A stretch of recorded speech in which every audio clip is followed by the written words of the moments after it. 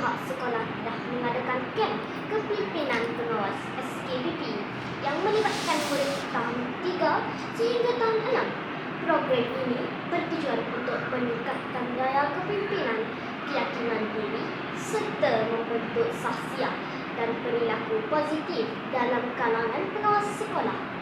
Kem ini telah dikendali oleh pihak Protos Legacy dengan pelbagai aktiviti yang menarik dan berinformasi.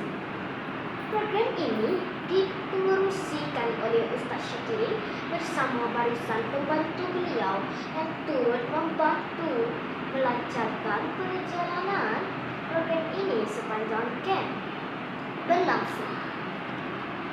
Antara aktiviti yang dijalankan termasuklah latihan dalam kumpulan, aktiviti membentuk jati diri, ceramah motivasi, latihan komunikasi berkesan serta aktiviti kerjasama berkumpulan.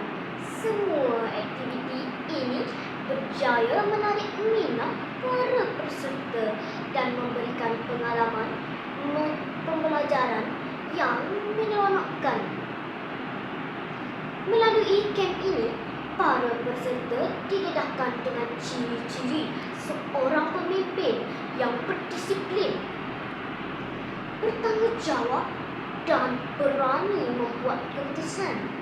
Selain itu, program ini turut membantu